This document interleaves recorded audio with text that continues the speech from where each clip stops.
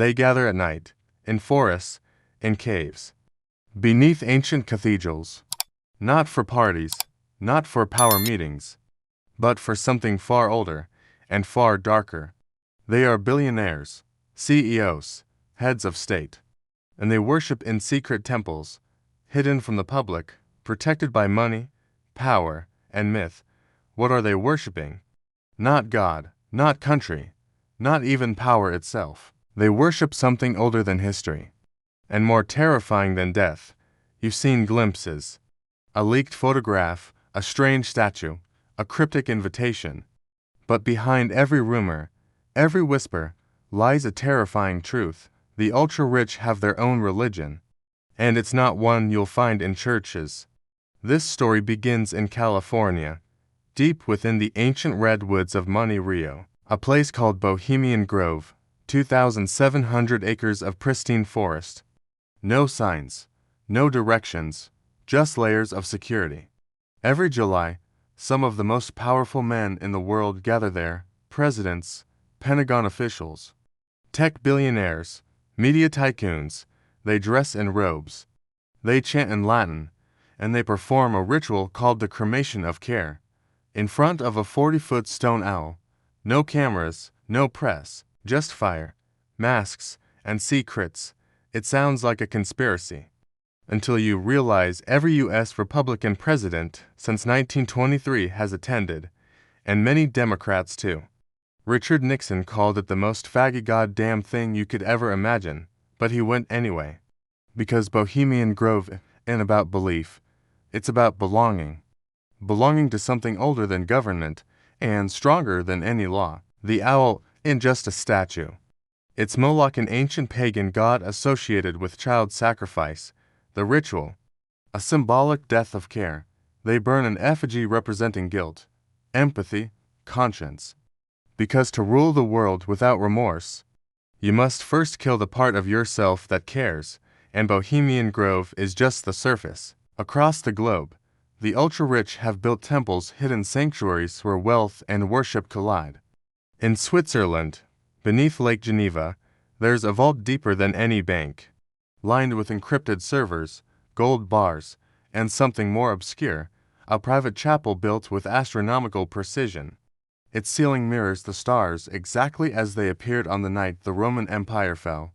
Coincidence? Or a message, a reminder that even empires burn, but those who watch from the shadows survive. In the hills of Rome, beyond Vatican reach, there's a villa with tunnels carved into volcanic rock. The cult of Mithras required secrecy, initiation, sacrifice, and centuries later, its symbolism has returned to Lee. Now the altars are stocked with aged wine, biometric scanners, and digital offerings. Their gods are no longer immortal beings. They are forces.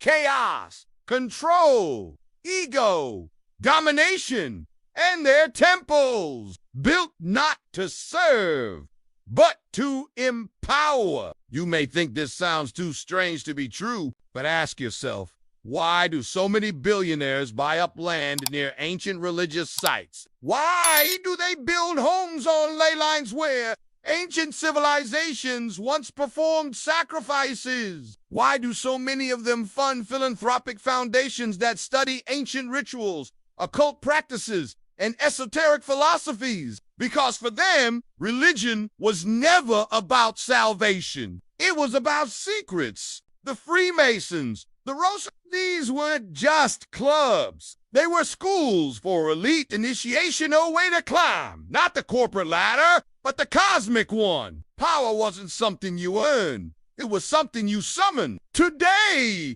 those traditions haven't died. They've evolved. You'll find temples in New York, Babylonian deities, and strange sigils no one can translate. In London, members-only clubs with occult names like the Serpent Room or the Ninth Gate host mass gatherings on equinox nights. In the Middle East, oil tycoons have commissioned private temples built in the exact dimensions of the ancient ziggurat structures believed to connect heaven and earth. Why? Because the ultra-rich have realized something terrifying. Money has limits. Belief does not. And if they can't live forever through wealth, they'll try through ritual. Here's where it gets darker. In 2016, WikiLeaks released emails between Hillary Clinton's campaign chairman John Podesta and an artist named Marina Abreu, a spirit cooking dinner featuring blood, semen, and breast milk as ingredients. Abramovio claimed it was performance art, but spirit cooking rituals trace back to Aleister Crowley, a notorious occultist who once wrote, "Ordinary morality is for ordinary people." Crowley believed true power came from transgression, breaking moral boundaries to access higher knowledge. Many of today's elites agree that that's why so many have been connected to Epstein's Island, a place with a mysterious temple painted in blue and gold, topped by a golden dome. No one knows what happened inside, but survivors describe ritualistic abuse, role play, and symbols older than civilization. Why the secrecy? Why the structure? Because this isn't just about depravity, it's about control. You break people. You film it. You own them. That's the real function of these temples. Worship becomes leverage, faith becomes fear, and the gods, they're just mirrors of their ambition. This isn't new. In ancient Sumer, priests controlled kings. In Egypt, pharaohs were gods.